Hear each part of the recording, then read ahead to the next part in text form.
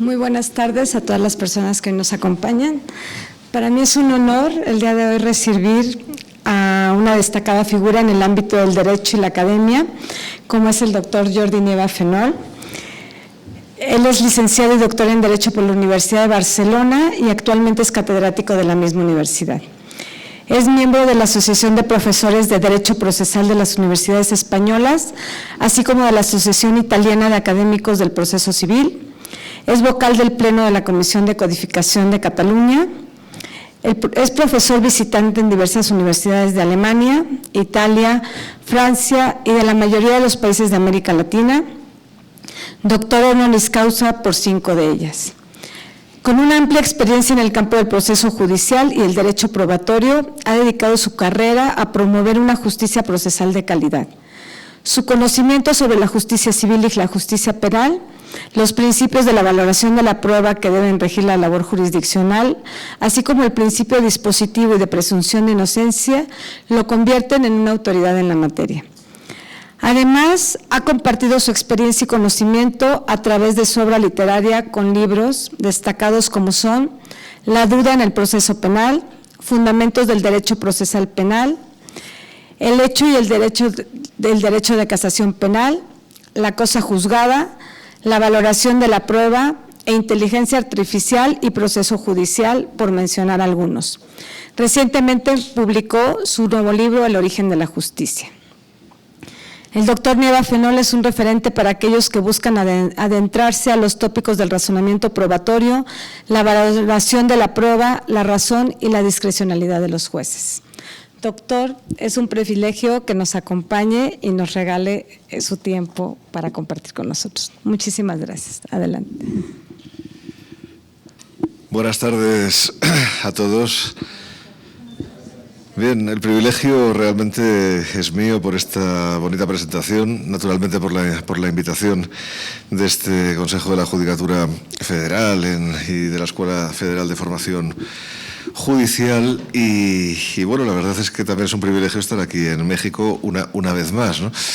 Que son muchas, pero o sea, estoy como normalizando el hecho de venir aquí, ¿no? Y el otro día lo comentaba con unos amigos que eso me estaba pasando con Madrid y con Salamanca, que voy tantas veces o me invitan tantas veces que tomo el tren en Barcelona y es como si saliera allí a un barrio de Barcelona, ¿no? O sea, es decir, y me está empezando a pasar con México. Entonces esto la verdad es que empieza a ser una cosa curiosa, ¿no? Y bueno, más allá de la afición, pues por su país, por la comida maravillosa que tienen también y que en Barcelona apreciamos tanto, porque ustedes no lo saben, pero se lo digo yo, y las personas que han estado en Barcelona lo saben, Barcelona está llena en estos momentos de restaurantes mexicanos, llena. Y ya no es extraño que la gente sepa lo que son las carnitas, la cochinita pibil, la rachera, todo eso. La verdad es que ya es efectivamente, o la michelada, sí, que yo creo que la puse yo de moda, ¿eh? Porque recuerdo la primera vez que la tomé, vamos, que no sé, me miraron mis amigos de una forma rarísima diciendo, pero vas a tomar eso oscuro, digo, sí, y ustedes también. Y sí, ahora ya es una cosa tremenda, pero bueno, aparte de expresarles en estos primeros minutos mi satisfacción por estar aquí, hoy venía a hablarles de algo que al final, como jurista, podría resultar incómodo, que es el hecho de decir, mira, es que no todo lo que podemos decir un jurista o no todo lo que estudiamos un jurista está comprendido en las fronteras del derecho. Sino que si verdaderamente uno quiere ser un jurista global, un jurista, pues en definitiva, que consiga comprender las cosas hasta el último detalle, particularmente un procesalista, tiene que ampliar las fronteras del conocimiento y no quedarse únicamente en el derecho, que al final es que responde menos cosas de las que uno podría pensar. Y entonces yo les voy a invitar a hacer en estos minutos de conferencia que vamos a compartir, les voy a invitar a hacer ese viaje conmigo.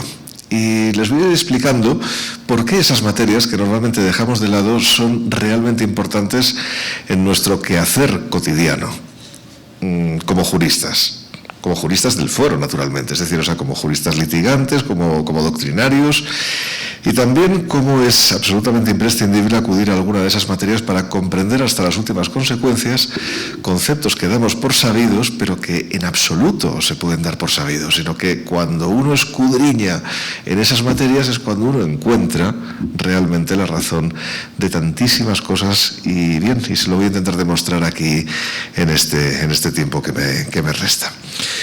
Claro, ¿cómo se ha iniciado este camino, no? Yo les podría hablar de mi experiencia personal, pero eso sería poco enriquecedor para ustedes. Con lo cual no voy a definir nada en 10 segundos, ¿no? Yo soy una persona que se interesa por otras materias que no son el derecho. O sea, soy un jurista un poco casi por accidente. Yo iba paramédico, para que ustedes se den cuenta de las vueltas que da la vida, ¿no? Yo iba paramédico. Lo que ocurre es que, bueno, a la hora de tomar la decisión, pues al final decidí estudiar derecho, por una serie de razones que ahora no puedo explicar, pero siempre me quedó la curiosidad de acceder a otras materias, entre ellas la medicina, por supuesto, pero no solamente la medicina, también la física, también la biología en general. Bueno, me interesan otras cosas, naturalmente.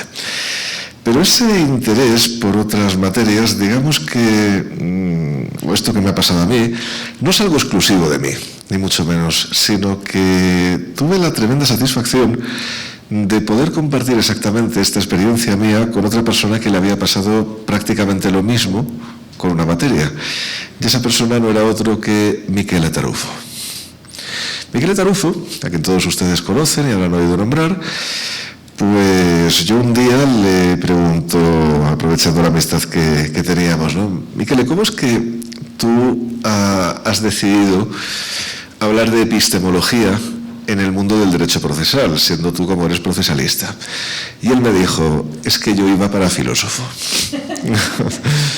Es decir, él había intentado entrar en el departamento de filosofía del derecho y el catedrático que entonces allí había, ya mayor, le dijo, no, usted es una persona brillante, yo por los años que me restan en la academia no le voy a poder apoyar para que usted ingrese en la universidad y usted merece estar en la universidad. Por tanto, vaya a hablar con Vittorio Denti, que es del departamento de procesal, y allí usted encontrará cómodo, como finalmente así fue.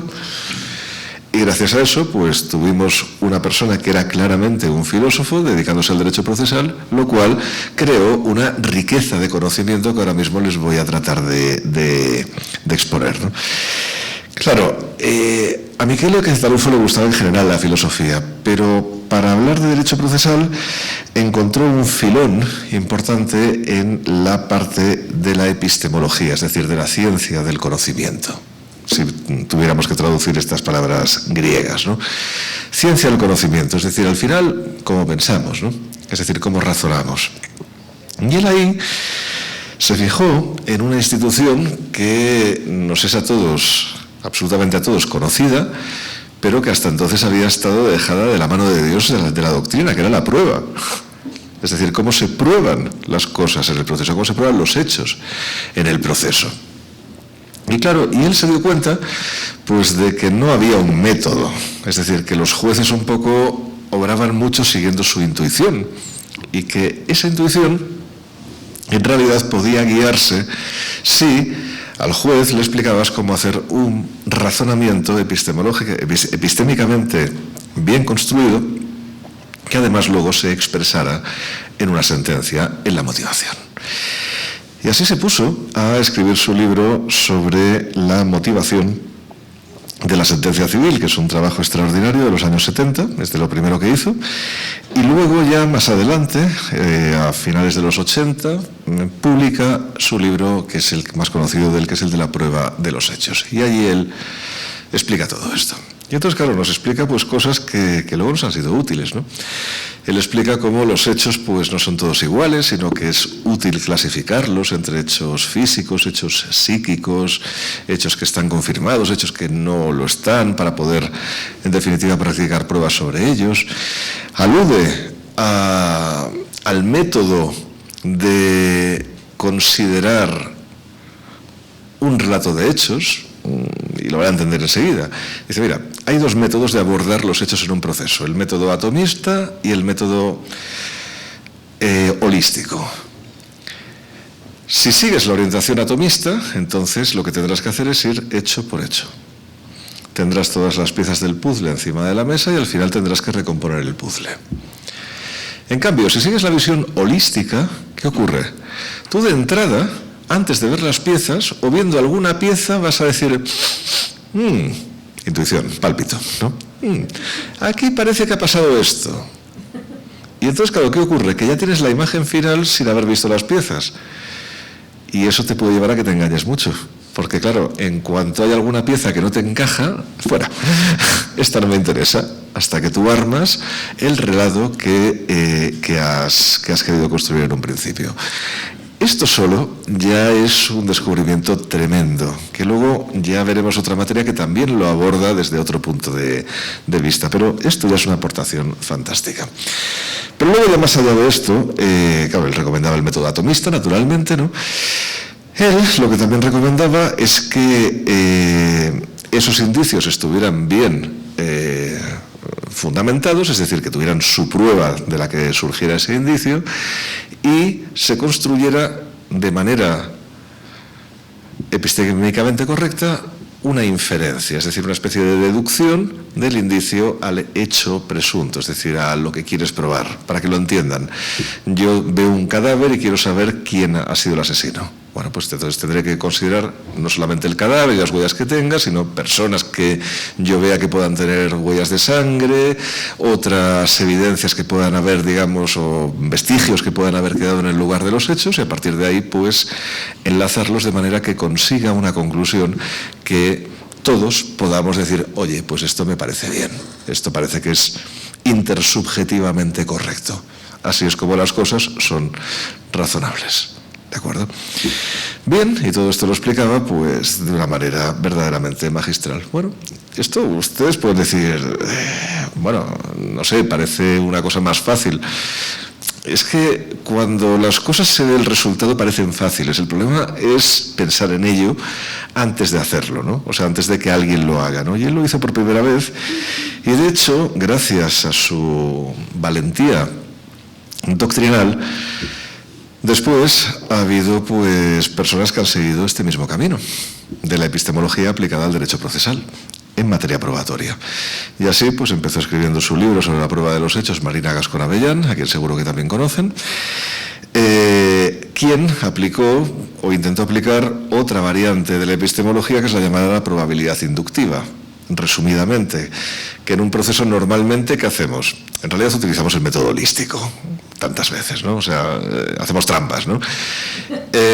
Para evitar eso, ¿qué es lo que te obliga la probabilidad inductiva? Que no aventures solamente una hipótesis, sino que aventures varias hipótesis. De manera que, si tú, por ejemplo, has aventurado 10 posibles hipótesis con los vestigios que tienes, que son posibles, todas las 10, lo que tienes que ir haciendo es practicar pruebas sobre todas las hipótesis, descartando todas las que puedas, hasta que, claro, al final te quedará una. Claro, esa una, evidentemente, será más probable habiendo utilizado este método que no si dices, no, solamente me he puesto a ver si el asesino era el jardinero, pero no he considerado si era el mayordomo, el cocinero, el lampista o el padre o la madre de la familia, ¿no? ¿Lo entienden, no? Eso es la gracia de este método. Y eso, justamente, la utilización de esta probabilidad inductiva, es lo que le lleva a Jordi Farré, al otro Jordi, ¿no? Somos amigos y no rivales, y esto todo el mundo tiene que saberlo porque es verdad. A él le lleva a formular su teoría sobre los estándares de prueba, que está inspirada pues, en la homónima teoría estadounidense, pero él, siguiendo la dirección de algunos epistemólogos estadounidenses, intenta darle un contenido a algo que está formulado actualmente más bien para guiar la intuición de jurados en Estados Unidos, de jurados que no motivan los veredictos, ¿eh? Claro que hay una diferencia fundamental entre un jurado y un juez. El jurado dice guilty o non guilty. El juez no, tiene que decir culpable o inocente. ¿Y por qué? Es una diferencia extraordinaria. Claro, para orientar a los jurados, sobre todo sobre la presunción de inocencia, se les dice, mire, ustedes solamente pueden condenar si tienen una convicción sobre la responsabilidad más allá de toda duda razonable. Que es una frase así vistosa para que, bueno, para que sepan lo que tienen que hacer. Y que mañana, por cierto, hablaré de ella en la siguiente conferencia, ¿no?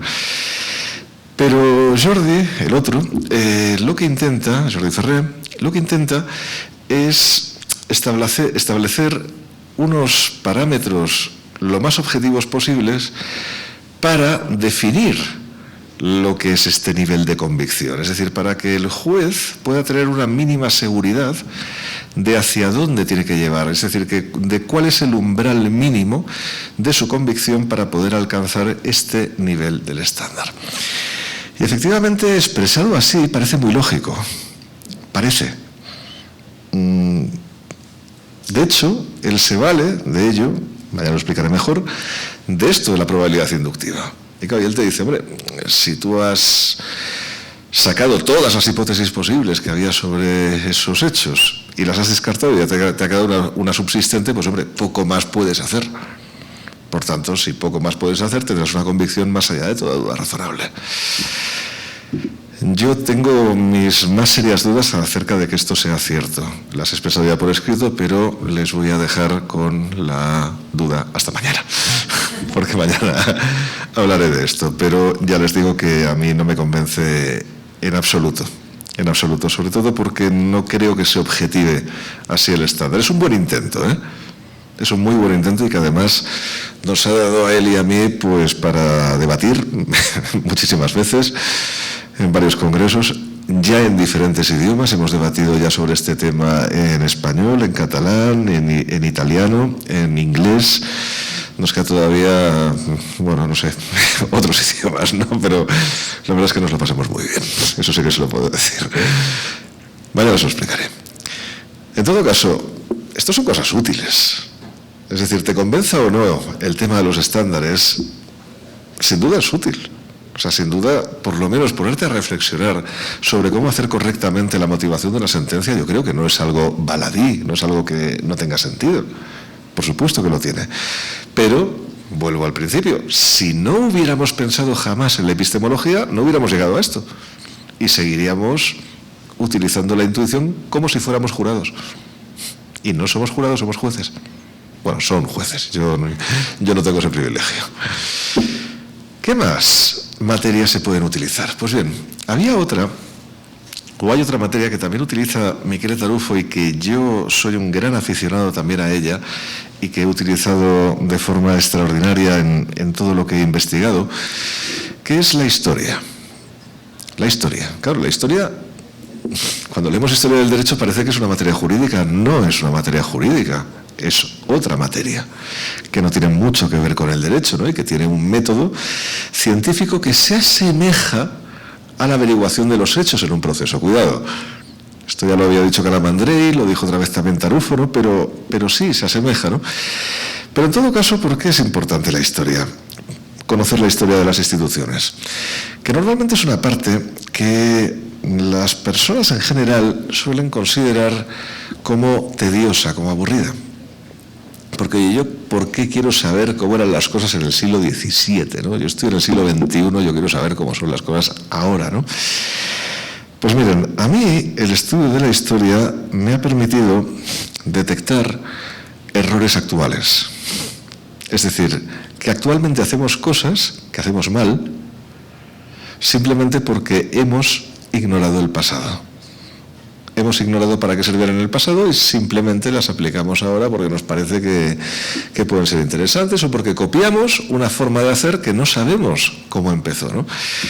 Y a mí esto me ha llevado a descubrimientos extraordinarios, absolutamente extraordinarios. El primero de ellos es descubrir que la teoría de los estándares de prueba está basada en el sistema de tarifa legal. Es decir, es algo antiquísimo. Y que tenía un sentido entonces, ahora no. Mañana, no se preocupen. Pero también me ha llevado a descubrir cosas tan sumamente útiles, y les pondré solamente un ejemplo porque si no me entusiasmo y no paro. Un ejemplo muy reciente de algo que ha sido un bombazo, si me permiten decirlo así, en la doctrina procesalista.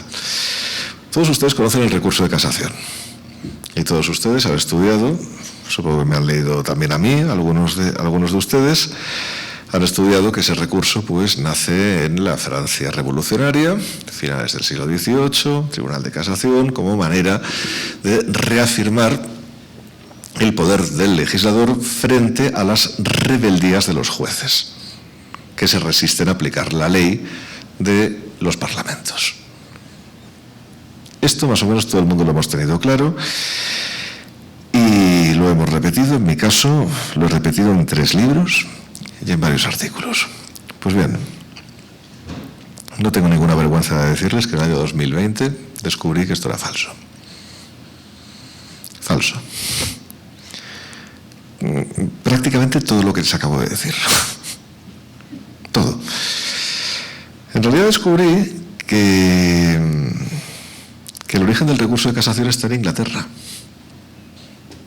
Ese sistema jurídico que no tiene nada que ver con nosotros. Tiene mucho que ver y más de lo que pensamos, ¿eh? Porque descubrí algo que yo no sabía, que es que la Francia revolucionaria o los juristas franceses de esa época, sobre todo, se habían inspirado en el sistema inglés para hacer sus reformas. Pero es que no solamente es que se hubieran inspirado, es que habían copiado directamente mucho. Y entre las cosas que habían copiado, pues había alguna que me era conocida, como por ejemplo la libre valoración de la prueba. Esa era el sistema inglés fundamentalmente porque, claro, es que tienen jurados. ¿Cómo iban a tener tarifa legal si un jurado no conoce el derecho? Claro, tenía que ser ese régimen, ¿no? Eso lo sabía y me había parecido pues lógico, ¿no? Pero luego también vi que en la configuración del Estado, esto de la división de poderes, pues bueno, la inspiración es en el Parlamento inglés. Hasta el punto que actualmente ya saben ustedes que hablamos de las tendencias políticas de la derecha y de la izquierda, ¿no? Y eso es porque en el Parlamento inglés, y todavía ocurre así, el partido del gobierno se sienta a la derecha y el partido de la oposición se sienta a la izquierda. Y en aquel momento inicial, el partido del gobierno era el partido real, es decir, el partido que defendía al rey de alguna forma, que estaba más próximo al rey, era el más conservador. Y en cambio la oposición pues era la más progresista. Derecha, izquierda. Todavía lo pueden ver a día de hoy. Y eso lo copian en la Asamblea Francesa del siglo XVIII, exactamente igual, derecha e izquierda. Y hay tantos parlamentos del mundo que siguen exactamente este modelo, ignorando de dónde viene. Pero hablaba de la casación. Yo lo que no me esperaba es que algo como la casación pudiera haber surgido en Inglaterra. Pero leyendo pues a un autor del siglo XVIII, un autor inglés, que yo no puedo entender cómo es posible que su obra no se haya traducido al castellano, lo digo por si alguien se anima, no es tan larga, a ver si alguien tiene ganas. Además escribe en un inglés muy bonito, muy fácil, es decir, no es un inglés enrevesado, ni mucho menos, ¿no? Pues bien, leyendo esta obra de William Blackstone, que además es desconocido para tantísima gente, o sea, todo el mundo conoce a Montesquieu, ¿no? Pero William Blackstone es como si no hubiera existido, ¿no? Para muchos de nosotros en Europa, ¿no? Bueno, pues él, allí, en esa obra, leyéndola, de repente me encuentro con un párrafo que dice lo siguiente: los tribunales superiores, cuando conocen de los recursos, se tienen que limitar siempre a revisar la cuestión de derecho, nunca la cuestión de hecho, puesto que la cuestión de hecho ha quedado decidida en la primera instancia. Claro, yo leo eso y de repente digo, ¿la casación? Claro, o sea, si algo caracteriza a la casación es que se limita a las cuestiones de derecho, que, por cierto, en ese texto le llama point of law, ¿no? Y veo eso, y entonces, claro, lo primero que pienso es, digo, bueno, cuando traté la casación, recuerdo perfectamente que dije que el origen de la distinción entre hecho y derecho, que es epistémicamente muy discutible, se perdía en la noche de los tiempos, es decir, que nadie había descubierto ese origen, y de repente tenía ante mí un párrafo de derecho inglés que decía eso. Y claro, en aquel momento pensé, vale, lo han copiado directamente. La obra de Blackstone sí que se tradujo al francés en aquella época y por tanto lo han copiado. Y eso lo sabía. Pero dije, es posible que haya algo más. Y claro que había algo más. Es que no es que hubieran copiado eso, es que copiaron todo el sistema. Fíjense. Se lo explico para que lo entiendan. Ustedes saben que el Parlamento inglés es bicameral, Cámara Alta y Cámara Baja. ¿no? La Cámara Baja es la Cámara de los Comunes y la Cámara Alta es la House of Lords, ¿no? La Cámara de los Lores. Esa House of Lords, durante muchísimo tiempo, ¿qué ha sido? Ha sido también, aparte de Cámara Alta del Parlamento inglés, ha sido el Tribunal Supremo del Reino Unido. Como House of Lords, ¿eh? Es decir, una Cámara Legislativa haciendo de Tribunal Supremo. Y dije, una Cámara Legislativa haciendo de Tribunal Supremo. Entonces me acordé de cuando los revolucionarios franceses habían dicho que su tribunal de casación no era realmente un tribunal, pese a su nombre, sino que era un órgano situado al lado del cuerpo legislativo, cosa que jamás había entendido nadie, yo tampoco. ¿Qué quería decir? ¿Qué demonios quería decir? Pero claro, que de repente se esclarecía cuando tú veías que de los recursos supremos en el Reino Unido conocía una sección de la Cámara Alta del Parlamento inglés. ¿Lo ven, no? Claro, con lo cual lo que hicieron simplemente es copiar ese sistema y llamarle casación, porque tenían algo que se llamaba así en el régimen anterior del propio derecho francés. Pero era evidente que venía de Inglaterra. Pero claro, me faltaba por encontrar la última parte, decir, bueno, vale, te has dado cuenta, lo has descubierto, pero al final no deja de ser una especulación, ¿no? Tienes que buscar una prueba de que esto ha sido así. O sea, porque, hombre, puede haberse dado la circunstancia rara, por otra parte, de que haya dos mentes que hayan pensado exactamente lo mismo en dos momentos diferentes de la historia, pero a veces ha ocurrido naturalmente, ¿no?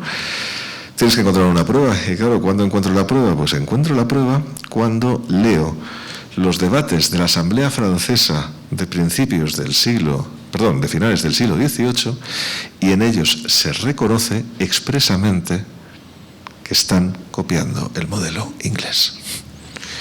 Era además un pasaje que Calamandrei, el principal estudioso de la casación, había visto, pero había decidido ignorar, porque le había dado la gana a él, y nos había engañado a todos. Y me da la sensación de que lo hizo por razones políticas. Calamandrei, y esto es interesante, había participado en la Primera Guerra Mundial. Y no es que la Primera Guerra Mundial Inglaterra estuviera en guerra con Italia, pero no acabaron bien. En las negociaciones finales aquello no acabó bien, ¿no? Y a mí me da la sensación de que ese hombre, que por otra parte era un gran jurista, pues ahí se le fue un poco la cabeza e hizo un acto de nacionalismo científico y no se quiso permitir a sí mismo reconocer de dónde venía aquello. Y además tenía un segundo motivo, que eso ya es un poco de arrogancia intelectual. Calamandrei no podía revisar el derecho inglés. ¿Por qué? Por la sencilla razón de que no hablaba inglés. Conocía francés, pero no el inglés como era propio de la época. Por tanto, todo lo inglés desapareció. Nada. Así. Claro, luego ya pues he ido sabiendo más cosas, ¿no? Me he enterado de que las Cortes Supremas se llaman así, también el Tribunal Supremo Español, por la Supreme Court of the United States, que fueron los primeros que le dieron este nombre al Tribunal Supremo, porque también hubo bastante copia de una parte del modelo estadounidense en aquella época. Cosas que hubiera ignorado de no haber estudiado la historia. Y que además, pues fíjense, hice un artículo sobre la materia que se llama El origen inglés de la casación francesa. Es un título provocador, evidentemente, que ha sido traducido ya a 5 idiomas. Cosa que es excepcional, naturalmente, en un artículo, ¿no? Pero bueno, con el uso de la historia. Pero hay más materias, miren. Otra de la que se ha hablado mucho últimamente es la neurociencia. Claro, ¿qué nos puede aportar la neurociencia en el derecho procesal? Pues bien, fíjense, yo cuando me empecé a dedicar a este tema, pensé que iba a aportar mucho más de lo que finalmente ha hecho. Al final se ha quedado ahí a un medio camino que ya veremos a ver qué recorrido tiene finalmente, pero se ha quedado ahí a un camino intermedio, ¿no? Yo cuando me empecé a dedicar a esto, pues pensé que estudiar el cerebro de las personas podría llevarnos pues a conclusiones útiles para el proceso. Entre ellas, fíjense, hacer pronósticos de reincidencia, que esto evidentemente nos interesa, porque mira que es difícil adoptar una prisión preventiva diciendo, no, es que hay riesgo de reincidencia. Claro, pues tendrás que virar la bola de cristal, porque es que realmente es muy complicado. Y además los apoyos que se toman en la práctica normalmente para dictar la prisión preventiva, por este motivo, no son buenos. Se dice, por ejemplo, sí, prisión preventiva por falta de arraigo. Claro. O sea, que todo el mundo que tiene arraigo no comete un delito de nuevo, ¿verdad? Claro, o porque tiene mucho dinero. Claro, los pobres no cometen delitos. O porque no tiene dinero. Claro, los ricos no cometen delitos. O sea, quiero decir, es que hagas lo que hagas, o sea, al final estás ahí tirando de un prejuicio y bueno, y tratando de motivar algo que la ley te obliga a motivar, sin que realmente tengas las herramientas adecuadas para hacerlo, ¿no? Bueno, pues la neurociencia, por lo menos, te permite estudiar las lesiones cerebrales que pueda tener una persona a los efectos de ver si efectivamente puede tener un trastorno psicótico de la personalidad. Esto es más difícil, pero si puede tener, por ejemplo, pues algún tipo de psicopatía por una lesión cerebral que sea detectable, por un golpe, por ejemplo, o por un consumo abusivo de sustancias durante la infancia, por ejemplo, y que hace pues que su lóbulo prefrontal pues no funciona igual que el del resto de la gente, y a partir de ahí pues efectivamente pueda tener un comportamiento más agresivo y sea más probable pues que entre en situaciones de riesgo de reincidencia, que es lo que queremos saber. Bueno, para esto la neurociencia sí que puede llegar a servir si analizamos la lesión, es decir, si conseguimos averiguar esa lesión. Lo que pasa es que, como les decía, es que apuntaba más. Esto apuntaba más, porque también se dijo que gracias a la neurociencia íbamos a poder mapear prácticamente la personalidad de alguien, y esto es falso. Era neolombrosianismo, era como cuando Lombroso dijo que le mirabas a la cara a alguien y ya sabías si era asesino o no, ¿no? Lo de la nefrología, que evidentemente es una estupidez. Bueno, pues esto es, en lugar de mirar la cara, mirar el perfil del cerebro. Igual, da exactamente igual. No consigues absolutamente nada e incurres en ese error, ¿no? Pero también se había dicho que podría servir como detector de mentiras, porque había quien había puesto ahí a una persona practicándole una resonancia magnética funcional por imágenes, que es la prueba que se hace para ver esas imágenes del cerebro en movimiento, ¿no? Que se ve pues como los flujos sanguíneos van de una parte a otra, o sea, ahora se ilumina esta parte, ahora se ilumina esta otra, no, es que esta es la parte del lenguaje, ¿no? Esta es la parte de la memoria, esta es la parte de no sé qué y tal, ¿no? Bueno, ahí hay un poco de fantasía, también, se lo tengo que decir, Pero en todo caso, había habido investigadores pues, que habían sometido a una persona a esa prueba mientras le obligaban a mentir deliberadamente, para ver si el investigador podía adivinar cuando mentía o no mentía viendo las imágenes del cerebro. Bueno, eso es una estafa, no funciona. Encontrarán artículos doctrinales publicados en revistas teóricamente prestigiosas, evaluadas por pares. Bueno, es una bazofia, no lo miren, no tiene sentido, no va a ninguna parte. Lo único que se puede aprovechar de las neurociencias ahora mismo, de momento, por el momento, es este tema de la prognosis del riesgo si localices una auténtica lesión cerebral. Si no, y ojo, y teniendo en cuenta que no todas las lesiones cerebrales determinan un determinado comportamiento, porque hay personas que pueden tener exactamente la misma lesión en su cerebro y que no tengan el mismo comportamiento, y eso ya lo sabemos, que es así. Por tanto, hay que llevar extraordinario cuidado con este tema, extraordinario cuidado. Pero bueno, nos ha sido útil para algo, ¿no? Está claro. A ver, en Estados Unidos ha habido bastante gente que ha eludido la pena de muerte gracias a esto. Y eso pues no es tampoco despreciable, ni muchísimo menos, ¿no? Y en otros países pues empiezan a practicar pruebas de estas y, hombre, al menos consigues, hombre, no una declaración de inimputabilidad, pero a lo mejor es posible que consigas algún atenuante. Y esto pues para un abogado de la defensa evidentemente es importante, y también para un juez que quiera hacer auténtica justicia, por supuesto, y que no quiera únicamente sancionar. Pero hay más materias. Una que a mí me ha dado unos frutos extraordinarios ha sido la psicología. Yo jamás me he planteado estudiar psicología, porque he leído mucho ya de ello y bueno, y ha sido gracias a este estudio con el que me he dado cuenta que para ser experto en una materia, hombre, tú puedes hacer un grado naturalmente, pero que en realidad el grado es algo que te ayuda a que leas, te ayuda a tener una disciplina para que estudies, pero en realidad tú puedes estudiar tú solo si tienes la disciplina necesaria. Y a partir de ahí puedes conseguir una serie de resultados de investigación y, por supuesto, de conocimiento, ¿no? Yo no he llegado tanto en materia de psicología, pero sí que he leído bastante sobre psicología cognitiva sobre todo y sobre psicología social y además sobre psicología de la personalidad. Que son tres materias que en absoluto son jurídicas, pero que nos tocan a nosotros muy directamente. Y les voy a decir por qué. Claro, la psicología cognitiva, ¿para qué nos sirve? ¿Se acuerdan de lo de la epistemología? De que nos servía para saber cómo el juez tiene que razonar. Pues miren, la psicología cognitiva es aún mejor.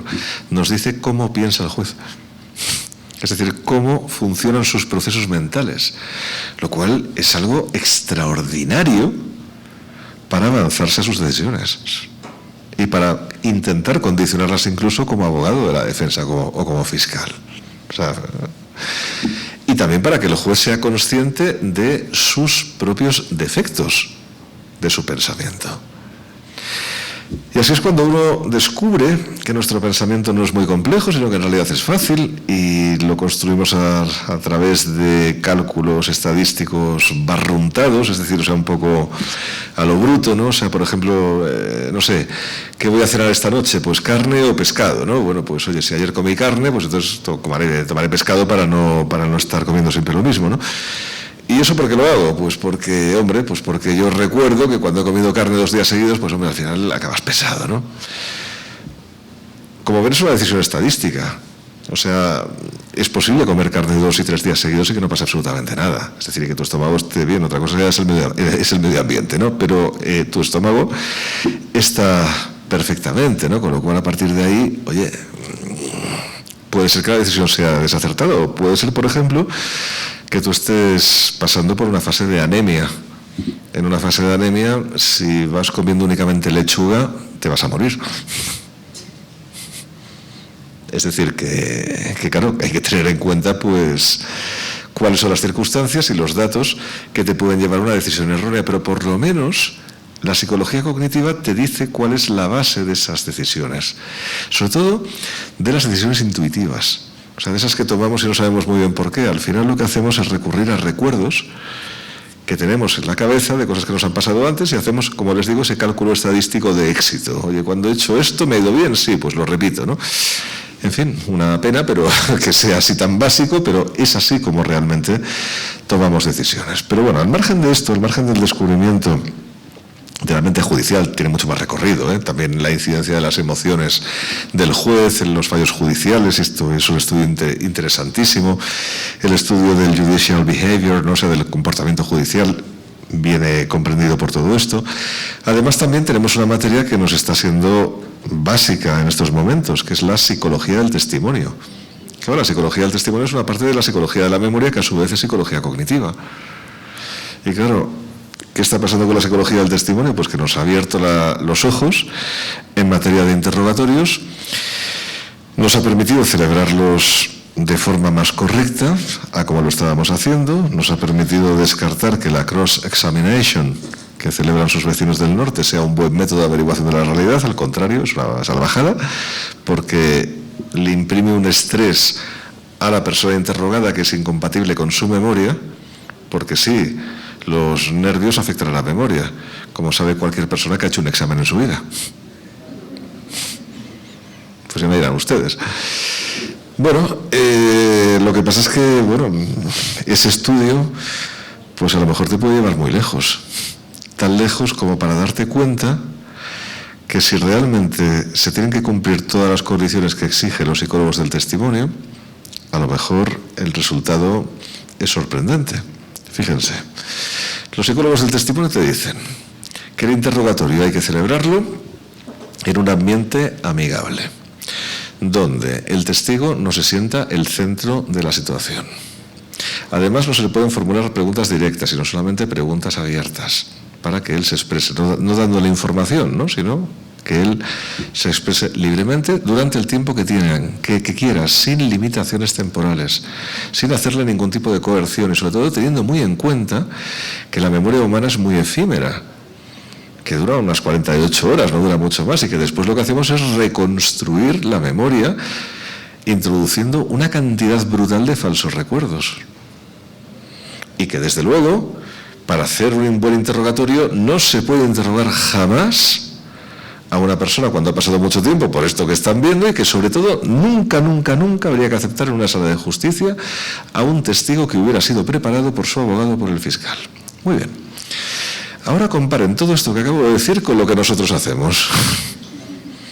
Claro, se darán cuenta que nos estamos haciendo trampas al solitario y que simplemente estamos celebrando un medio de prueba que tuvo su sentido hace unos 5.000 años y después también, pero sobre todo hace unos 5.000 años, incluso más atrás, tuvo sentido porque el interrogatorio es el primer medio de prueba de la historia. ¿Y esto cómo lo he sabido? No solamente estudiando historia, sino también estudiando otra materia relevante, que es antropología. Claro, cuando estudias antropología, que es lo que me ha tocado hacer para escribir mi último libro, El origen de la justicia, este que tienen aquí fuera, pues he conseguido determinar cuál es el origen del proceso, de la existencia de jueces y además del mismísimo concepto de justicia. Pero he ido mucho más allá y también he visto cuál era el origen de los interrogatorios. Se lo comparto muy brevemente, porque ahora no les voy a dejar con la duda. ¿Cuál es el origen de los interrogatorios? Muy sencillo, miren. Estos procesos ante un juez único que celebramos ahora, que puede ser colegiado, ¿no? Pero un juez, ¿no? O sea, un tribunal. Esto no es algo que crean que estaba extendido por todo el mundo, al contrario, es algo que pertenece a una cultura muy concreta, que es la cultura egipcia de hace, pues, 5.000 años. No estaba en ninguna otra parte del mundo. Hay dudas de si en Mesopotamia también había jueces, de si son anteriores o no a los jueces egipcios, no se sabe realmente, ¿no? Pero bueno, la cuestión es que en Egipto sí existía esta forma de hacer los procesos, pero en lo que no es Egipto, se preguntarán ustedes, bueno, ¿y cómo resolvían sus conflictos? Pues bien, lo resolvían acudiendo a precedentes del proceso, o sea, antecedentes, más que precedentes, antecedentes del proceso. ¿Y esos antecedentes en qué consistían? Pues bien, las comunidades antiguas no eran como la Ciudad de México, ¿no? Millones de habitantes, ¿no? Sino que eran comunidades, pues, de unos 30, 40 miembros, más o menos, los que estamos aquí. Un poco, ¿no? Y en esas comunidades, cuando había un conflicto, ¿cómo lo resolvían? Pues bueno, pues las dos partes en conflicto se dejaban oír. Si había alguien que supiera algo, hablaba, la comunidad lo veía, conocía a las personas que hablaban, con lo cual era más fácil adivinar si mentían o no, porque ya los conocía.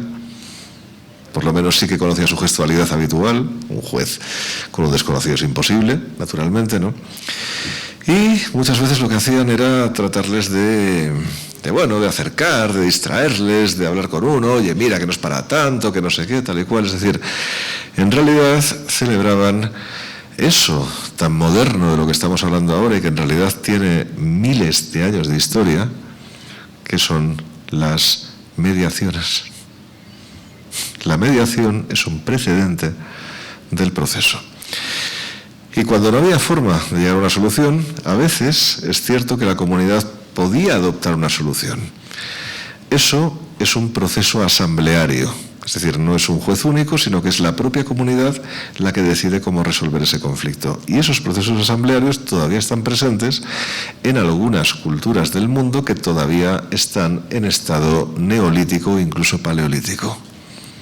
Con lo cual podemos suponer que también en nuestra propia cultura o en nuestras propias culturas pues se produjo algo parecido y de hecho han quedado restos evidentes de ese pasado en las leyes egipcias, en las leyes romanas, la propia existencia del jurado. Ustedes sabían que el jurado se genera en Roma en Grecia y no en Inglaterra. Cosas sorprendentes, ¿no?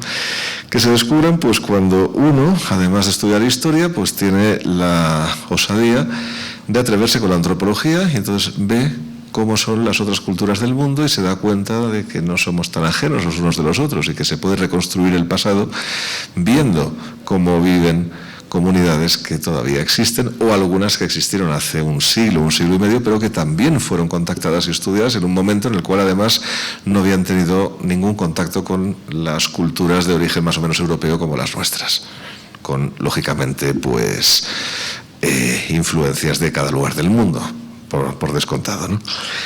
Y eso pues estudiando la antropología, con lo cual, pues fíjense, yo he descubierto el origen del proceso. No es poco, no es poco. Pero otra materia, y ya es la última que les voy a decir, que a mí también me ha enriquecido, y esta les va a resultar sorprendente, es la biología. La biología en su apartado de primatología. Yo no entendía por qué los seres humanos tenemos un sentido de justicia, si es que lo tenemos. Y además es algo que utilizamos muy frecuentemente. Esto es justo, esto no es justo. O sea, ¿cuántas veces al día lo decimos? O esto está bien, o esto no está bien. Se dice mucho, mucho. Y si no se dice, se piensa cuando se valoran las situaciones. Esto está bien, esto no. Bueno. ¿Y esto de dónde viene? Pues miren, podría decirles que el concepto del bien y del mal es exclusivamente humano. Y efectivamente así es. Esta noción filosófica del bien y del mal es exclusivamente humana. Desde luego es muy variable, ¿eh? O sea, lo que está bien aquí en México está fatal en Emiratos Árabes Unidos, ¿eh? O sea, es decir, es muy variable en cada sociedad, o incluso dentro del mismo México, ustedes tienen comunidades indígenas, las diferencias de valores son brutales. Y lo que para ellos está bien, para nosotros está mal, y al revés. Y es así. Pero yo me preguntaba, ¿puede haber algún fundamento biológico de esto de considerar que las cosas son buenas o malas? De considerar que efectivamente algo es positivo o negativo. ¿Y por qué? ¿Y por qué?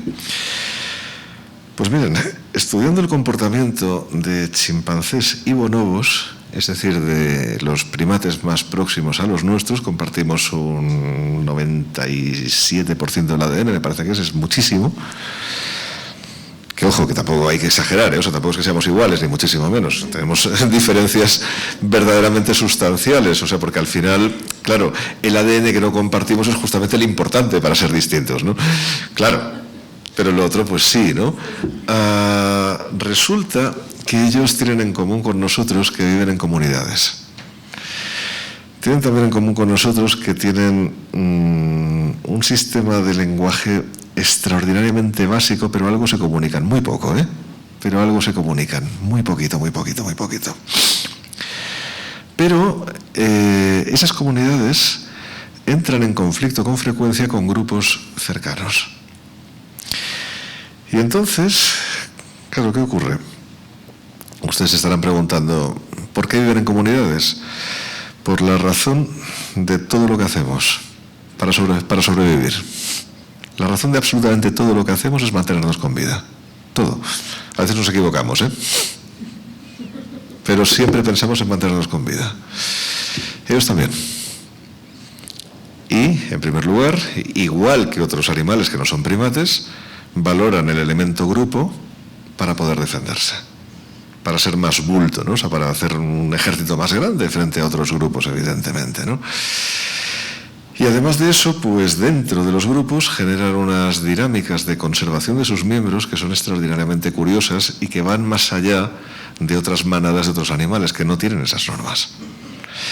El descubrimiento de esas normas y de la estrategia para entrar en conflicto con otros grupos vecinos, que eso ha sido estudiado por los primatólogos, me ha dado a mí la clave, que explicaré esta tarde en otro lugar, en la Corte Suprema, pero que lo explico ahí en mi libro, naturalmente. Me ha dado la clave de saber que no es que haya justicia entre chimpancés y bonobos, no la hay, ya se lo digo. Tampoco tienen sentimiento de fairness, que es lo que han intentado estudiar en Estados Unidos, ¿no? De equidad, ¿no? Diríamos nosotros en español, ¿no? No tienen sentimiento de equidad, no son demasiado buenas personas, para decirlo así, ¿no? No tienen sentimiento de equidad, no. Van a buscar su beneficio propio, pero sí que tienen algunas otras conductas que te llevan a ver ahí un sistema de reglas que respetan y que consideran que son positivas para su conservación, porque si no, no las respetarían. Y son muy instintivas, porque ellos, pues, su memoria es pequeñita, la nuestra es pequeña, pero la de ellos es muchísimo más reducida, y no son capaces de ir más allá. Bueno, pues ellos, insisto, no tienen justicia, pero en esas reglas mínimas de convivencia que tienen entre ellos está la base biológica de lo que luego el ser humano, dotado de memoria a largo plazo y lenguaje, un lenguaje complejo además, convierte en la justicia. Y eso, pues claro, lo descubro estudiando biología. Y de repente me doy cuenta que Darwin, al menos en eso, llevaba razón. Que al final casi todo lo que hacemos tiene una explicación biológica, cosa que a mí siempre me había sorprendido mucho, y no lo puedo confirmar, pero al menos en esto de la justicia sí que les puedo asegurar que llevaba toda la razón. En todo caso, esta tarde lo explicaré mejor, naturalmente. Pero creo que con esto creo que se hace evidente que no podemos limitarnos a un jurista a estudiar solamente derecho. Tenemos que darnos cuenta de que si hacemos eso, únicamente estamos haciendo un estudio filosófico de la ciencia jurídica. Estamos utilizando únicamente argumentación, dándole vueltas a las cosas, ¿no? O sea, y presentándolas de manera que parezca mejor, que parezca peor, tratando un poco de buscar la empatía del juez o el sentido de lo que es justo del juez, ¿no? El sentido de lo bueno del juez. Eso es lo que intentamos hacer un jurista. Bueno, si queremos salir de eso y convertir a la ciencia jurídica en una auténtica ciencia, tenemos que ver cómo trabajan otras materias y qué nos aportan. Y ese estudio, les puedo asegurar que al menos para el derecho procesal es extraordinariamente fructífero. Te cambia completamente la perspectiva, sin dejar de ser jurista, por supuesto, pero empiezas a hacer bien, o mejor, muchísimas otras cosas. Les agradezco muchísimo su atención.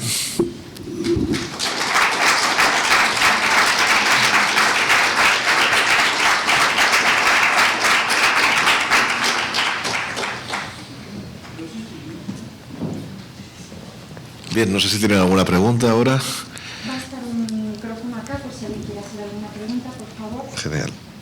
Gracias.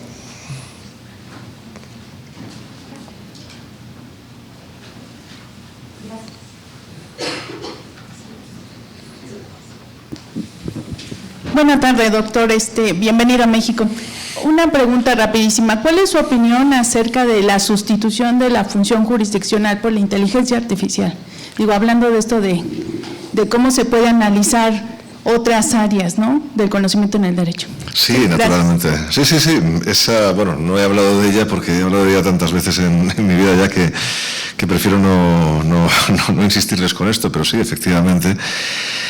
La inteligencia artificial es materia tecnológica y para escribir mi libro de inteligencia artificial del año 2018, y que se ha traducido a 2 idiomas, también es una cosa excepcional, al portugués y al italiano, pues tuve que ponerme a estudiar lo que era la inteligencia artificial, que no lo sabía. Y le puedo asegurar que me costó mucho, ¿eh? O sea, recuerdo una estancia de investigación que hice en Luxemburgo y me pasé casi toda la estancia en el Instituto Max Planck intentando entender eso, qué es lo que era.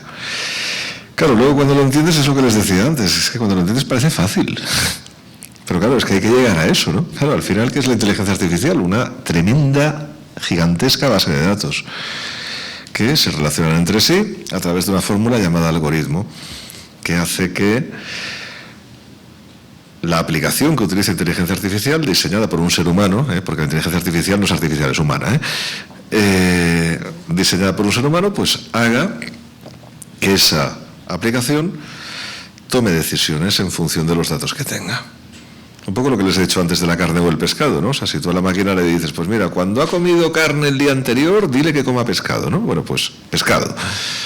Cuando veas que una persona coincide en edad, es del otro sexo, ha estudiado en un determinado colegio, vive en una determinada ciudad y tal, oye, sugiérele como amigo a una persona semejante. Instagram. Eso es inteligencia, sí, Instagram. Red social a la que me honro, entre comillas, en pertenecer, ¿no? Pero bueno, ¿no? Claro, funciona también esto para conectar a la gente, que ahora hasta WhatsApp ha hecho un canal, ¿no? Ha hecho la posibilidad de abrir canales, en el que yo también estoy. Me encontrarán ahí con mi nombre entero, Jordi Neofenoll, igual que en Instagram. ¿Y esto para el proceso nos es útil? Yo creo que sí. Y fíjese, incluso más allá de lo que ya tengo escrito. Ahora tengo que escribir algo que describa con mayor precisión lo que el otro día publiqué en un artículo en el diario.es, es un diario español que está en abierto y bueno, y por eso me gusta publicar allí, ¿no? Porque se hace accesible también para ustedes. Y a veces cierran algunos artículos, pero es baratísimo, o sea, realmente merece la pena, ¿no? Y ahí pues dije cómo cambiar la justicia para que por fin sea un servicio público que del cual la ciudadanía se sienta orgullosa, se sienta cómoda, y no siempre estemos, incluso los que trabajamos en esto, diciendo es que esto no funciona, es que esto no va, es que esto no puede ser y tal, jueces inclusive, naturalmente, ¿no? Bueno, pues hice un artículo un poco más largo de lo normal, pero siempre un artículo de diario, en el cual expliqué esto, ¿no? Y una de las cosas que explicaba es que había que aplicar la inteligencia artificial al proceso. ¿Y cómo se hace eso? ¿O para qué? Bueno, pues se hace para automatizar los procedimientos de manera que ya no dependan de todos los traslados y fases que ahora mismo nos marean, es decir, de toda la burocracia que tenemos en las leyes, de ahora presentado este escrito, de ese traslado a la otra parte, y ahora que la otra parte conteste, y ahora miramos a ver lo que hay, ahora recurro, yo no sé qué. No. Todo esto tiene que desaparecer de las leyes y hay que hacer una reforma al respecto si quieres introducir la inteligencia artificial. Y a partir de ahí, pues es muy probable que nuestro proceso judicial acabe convertido más bien en una web que probablemente se parezca bastante más a una red social que a otra cosa. Es decir, un lugar donde uno pueda cargar contenidos e interactuar con algunos sujetos. Es decir, con el juez y con la otra parte, o con las otras partes. Y que uno pueda cargar contenidos, que no tenga que hacer ahí un sacramental cada vez que tiene que presentar un escrito, ¿no? Sino que pueda ir cargando los contenidos y automáticamente, sin notificación, porque ya están en esa aplicación, sean manifiestos para todos los participantes del proceso. Claro, es un cambio de paradigma total. Es decir, obliga a una reforma realmente. Obliga a una reforma. Bueno, pues esto es lo último que aún no he escrito. Es decir, pero para lo que está esperándose más, que es para la automatización de la decisión judicial, ¿no? O sea, el hecho de que el juez venga sustituido por la máquina, ¿no? Que alguien dice, no, eso no va a ocurrir nunca. No, sí que va a ocurrir. Sí que va a ocurrir. Sí, hombre, si la máquina ha sustituido a los médicos evaluando tumores, pues imagínese, dictando sentencias, ¿no? O sea, y claro, si a alguien le hubieran preguntado hace 50 años o 30 incluso, si alguien concebía que una máquina podía sustituir a un médico, nos hubiéramos echado las manos a la cabeza. Por eso que conviene no ser tan audaz y decir, no, es imposible que la máquina sustituya a un juez. Cuidado. Desde luego, en los casos más frecuentes, es decir, que son más repetitivos, lo va a hacer, porque esos casos ya son automáticos, son siempre iguales. Y ahí es el personal del tribunal quien hace esos casos, el juez firma nada más, es siempre lo mismo. El examen es realmente muy superficial y tiene que serlo porque si no, es que no saldría el trabajo adelante, es así, ¿no? Bueno, pues eso se puede automatizar, sí.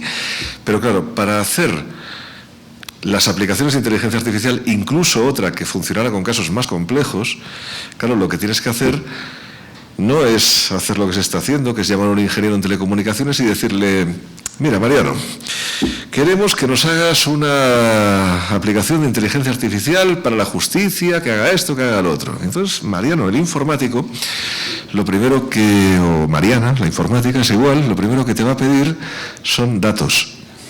Es decir, vale, muy bien, muy bien. Oye, ¿cómo lo hacéis? Es decir, ¿cómo tomáis estas decisiones?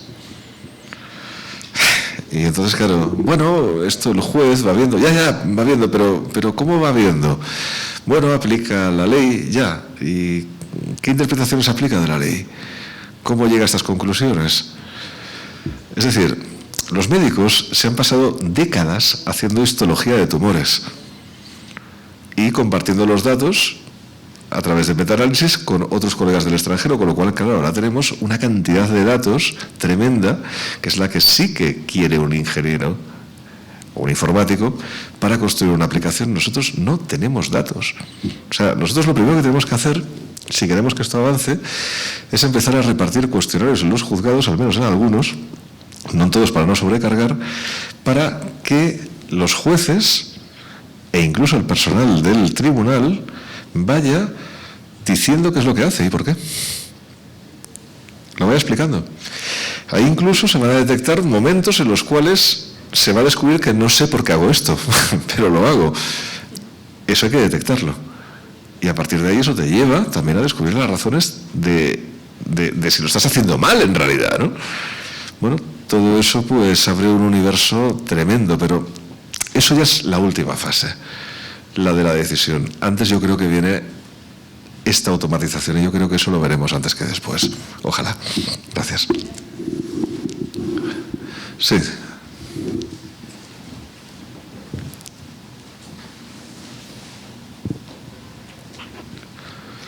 Hola, doctor. Me ha gustado muchísimo su ponencia.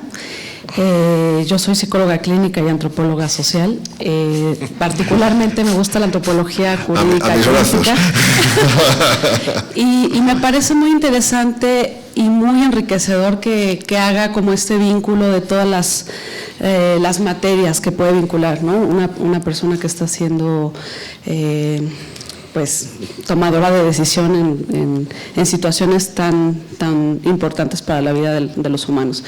Y en este ámbito de evaluar pruebas y tomar una decisión, todo lo que hay en el medio, ¿no?, de las personas juristas, se evalúa desde una expectativa, desde una historia de vida, desde una cultura, desde recuerdos, es decir, existe toda una subjetividad desde la cual ya se tiene como una expectativa, y yo sí creo que solamente apuntaría que la neuropsicología, más allá de ayudarnos a ver si hay o no algunas lesiones cerebrales en los procesos legales, nos puede ayudar muchísimo, por ejemplo, en el tema de las violencias, identificar todas estas huellas que deja la violencia, ¿no?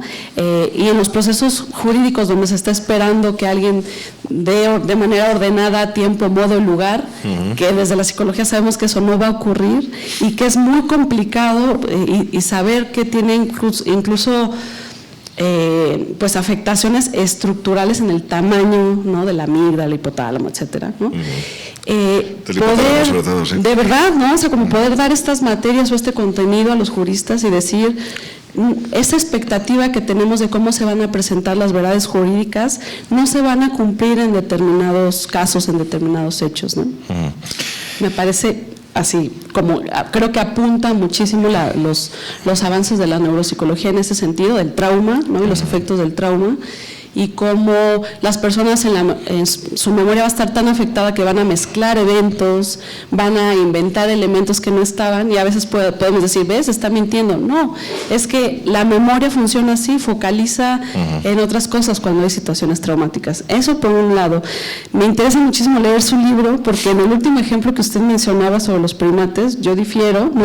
Pienso que el ejemplo que usted nos pone habla como de la socialización, no de la biología, es decir, pienso que la justicia y las reglas tienen que ver no con estructuras cerebrales superiores, sino con las reglas que vamos teniendo, humanos y no humanos, otras especies también, delfines, mamíferos, etcétera, cuando actuamos en comunidad, ¿no? O sea, la historia del bien y el mal marcada por lo social, por la comunidad, por el cuidado del grupo.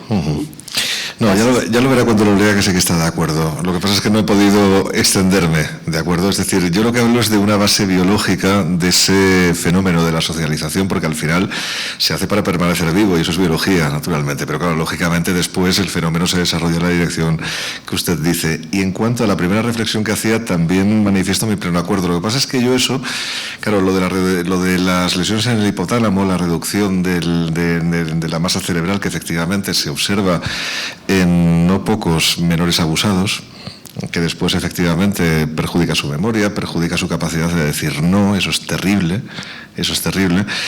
Yo eso lo clasificaba en el apartado de lesiones, a pesar de que efectivamente a veces no son detectables. Que esa es la parte que me rompe, que me hace más ruido, en el sentido de que ahí no tenemos otro remedio que acudir a la psicología, claro, y decir, bueno, a pesar de que yo no detecte ninguna lesión especialmente visible en el cerebro de este menor, lo cierto es que su comportamiento no es habitual en un menor de su edad. Algo está pasando ahí o algo ha pasado, ¿no? Y por eso sus dictámenes y sus entrevistas cognitivas creo que es lo único que hay que hacer en el proceso con un menor, nada de hacerle declarar ante un juez. Porque no, es más allá de la victimización secundaria, es que lo destroza, o sea, no tienes, y más allá de que lo pueda destrozar, es que no sirve para nada, o sea, no te va a aportar nada que no te haya aportado una entrevista cognitiva bien hecha. Por eso, pues, insisto, a mis brazos, o sea, ha sido realmente enriquecedor escucharla, porque, bueno, uno pues cuando publica un libro como el que yo he publicado, siente miedo. Porque claro, sientes que has hecho algo que no se ha hecho nunca antes, porque nunca has leído algo así, y tienes miedo de decir, oye, aquí has tocado muchas teclas, a ver qué te dice la gente experta en esas teclas, cómo te ha ido, ¿no? Bueno, que usted me haya dicho esto, la verdad es que me llena de total orgullo, os lo digo muy sinceramente y lleno de emoción. ¿Más cuestiones? Sí. Tenemos una pregunta de aula virtual, que es de Bien. Webex. Es relativa a mi pregunta, así dice, mi pregunta es, ¿existe la naturaleza humana?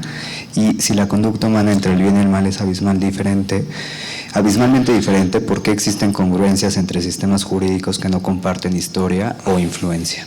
Bueno, porque la historia es más común de lo que parece, es decir, fíjese, en un estadio temprano de la humanidad hemos hecho todos cosas parecidas porque todavía estamos demasiado cerca del momento de tratar de luchar por la supervivencia y que ese sea el empeño principal de nosotros como ser vivos, igual que de cualquier otro ser vivo, ¿no? Claro, ¿cuándo empieza a desarrollarse lo que Kahneman ha llamado el pensamiento lento, ¿no? O sea, el pensamiento que ya no únicamente sirve para escapar, ¿no? O sea, o para atacar, ¿no? Ese es el pensamiento rápido, ¿no? Claro, surge cuando uno está en una situación de tranquilidad, en la cual pues se puede poner a reflexionar, y si está en grupo, pues puede empezar a ver dinámicas de grupo. Y a partir de ahí, pues es posible que se desarrolle ese pensamiento. Pero esto que estoy diciendo es una hipótesis. No sabemos cómo se desarrolló este pensamiento lento que nos hizo ser a los seres humanos como somos, ¿no? Y desarrollar esta memoria a largo plazo. Pero intuyo que debió ocurrir eso, una vida en comunidad, en un entorno especialmente agradable, sin depredadores y con suficiente alimento. A partir de ahí te puedes ocupar de otras cosas. Pero no lo sé, ¿eh? Es una hipótesis. Y creo que nunca vamos a poder volver atrás como para saberlo. Claro, ese es el tremendo problema. Pero lo que sí que podemos hacer es reconstruir la historia basándonos en los estudios antropológicos de otras culturas. Que al final, lo curioso es que en su estadio, digamos, más básico, te arrojan resultados comunes. En algunos sentidos. Por ejemplo, la ordalía, es decir, esto de prácticamente como no sabes quién ha matado a ese muerto, pues que lo decida el de arriba, ¿no? Entonces pues le haces al sospechoso meter la mano en un caldero lleno de agua hirviendo para que saque una piedra, se quema, es culpable, no se quema, es inocente. No era tan fácil, ¿eh? O sea, pero bueno, eso es una ordalía, ¿no? Era un poquito más complicado, pero al final era esto, ¿no? Las ordalías están en todo el mundo. Es impresionante. De hecho, nosotros todavía conservamos algo de las ordalías, las promesas o los juramentos. Deberían desaparecer todos, porque no sirven para nada, es magia. Pero ahí están, viendo pasar el tiempo, ¿no? También observamos procesos asamblearios en muchas culturas del mundo. Claro, cuando tú localizas algo en Europa, en culturas africanas, en culturas de Melanesia, es decir, ya de Oceanía, y además observas que entre las culturas indígenas amerindias, que estuvieron, por cierto, separadas del resto de culturas del mundo durante 12.000 años, también hay procesos asamblearios, llegas a la conclusión de que el proceso asambleario debe ser más antiguo que esos 12.000 años, lógicamente. Lo entiende, ¿no? Porque lo que sí que es obvio es que el ser humano parte de un determinado lugar de la Tierra, y eso sí que lo tenemos bastante identificado y se va extendiendo. Así, con lo cual es posible que algunas conductas como esa del proceso asambleario o la mediación vinieran ya acompañadas vinieran acompañadas por el propio nacimiento del lenguaje más complejo.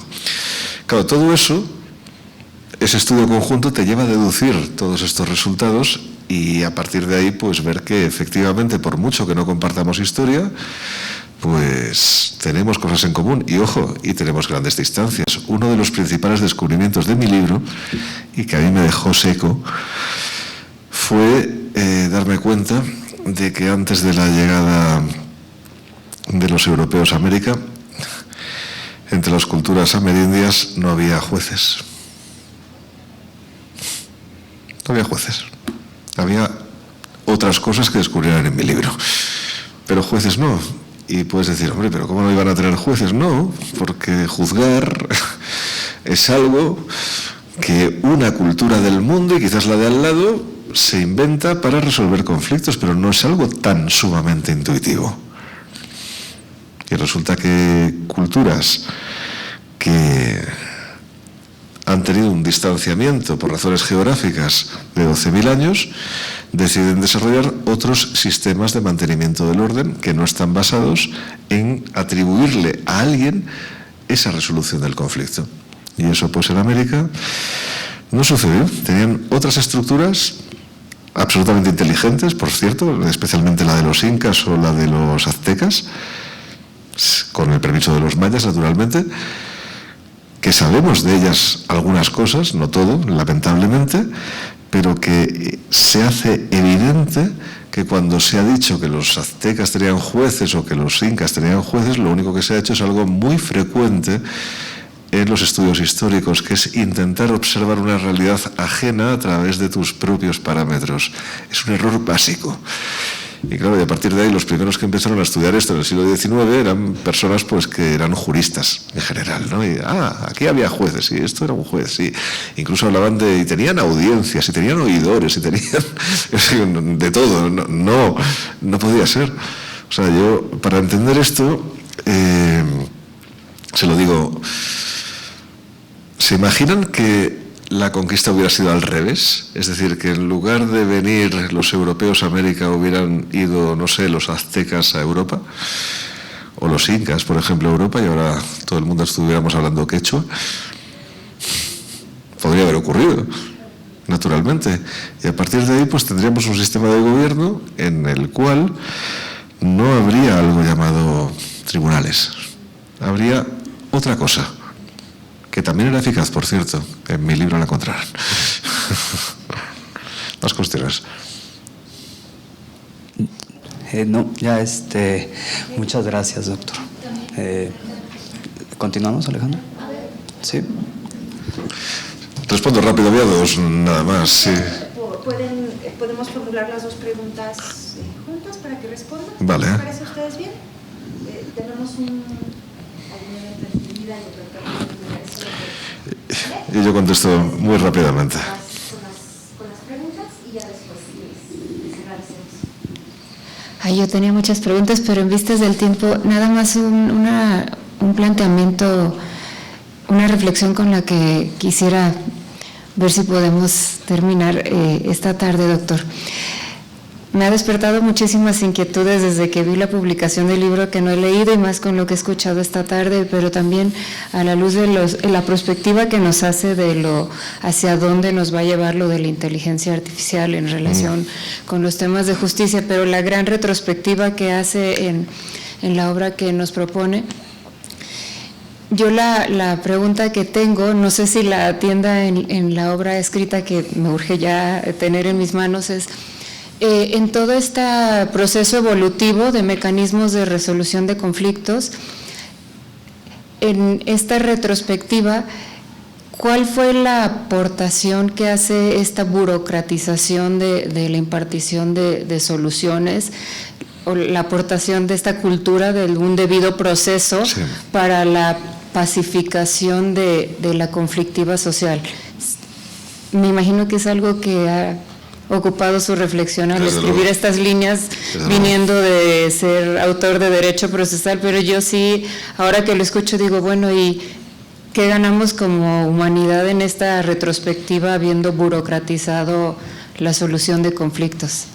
Muchas gracias. ¿Había otra pregunta también? Sí, ahí. Ahora le contesto, ¿eh? Gracias. Sí, yo también lo reduzco a reflexión, porque entonces nos quedamos con la toma de decisiones se enriquece cuando acudimos a otras ciencias que son útiles para tomar la decisión, siempre que se necesite su interés o la intervención.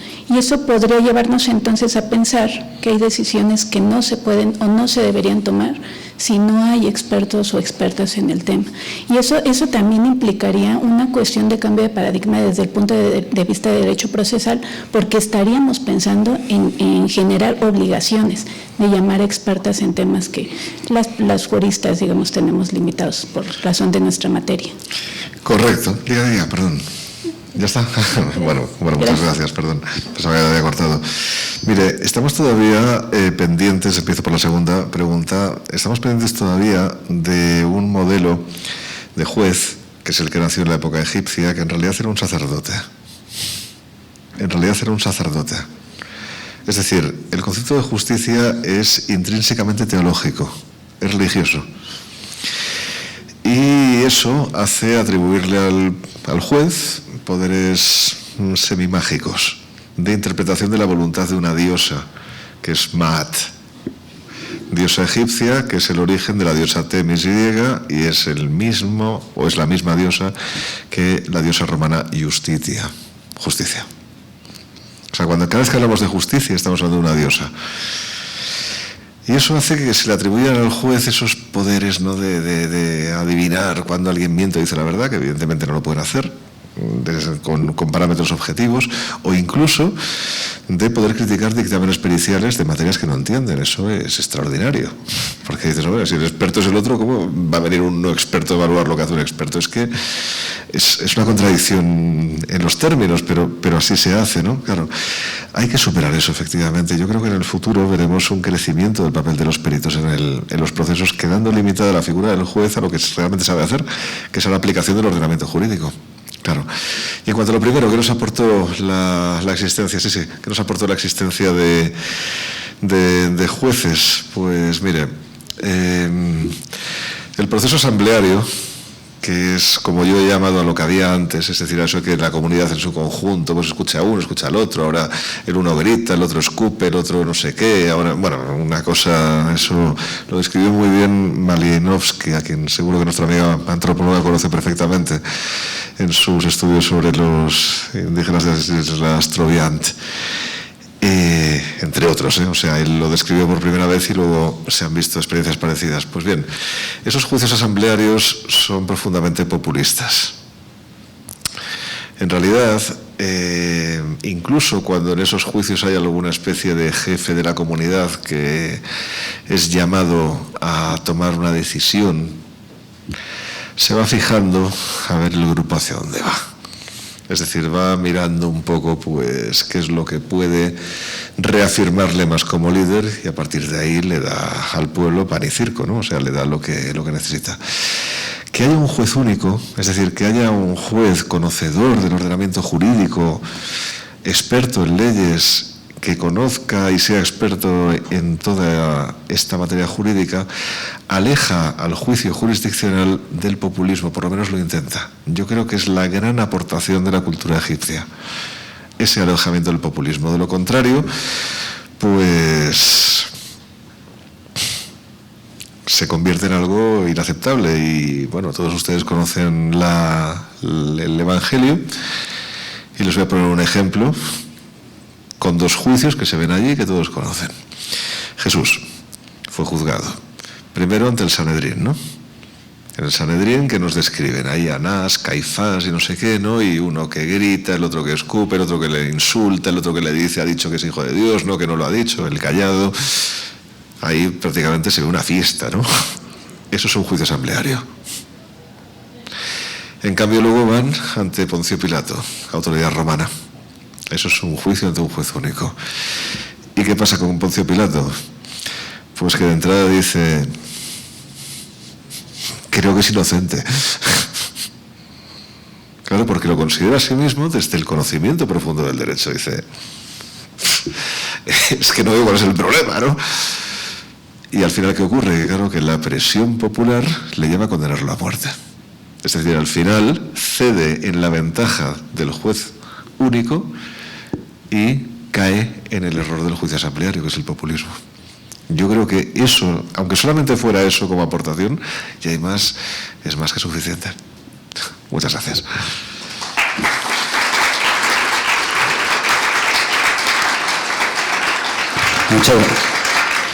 Muchas gracias, doctor. Ha sido un verdadero deleite escucharlo y aprender de usted. Faltó un poco de tiempo, pero bueno, mañana tenemos otra conferencia. Y sin más, pues a nombre de la Escuela Federal de Formación Judicial y de nuestra directora general, la doctora Josefina Cortés Campos, damos por terminada esta primera sesión. Muchas gracias por su asistencia.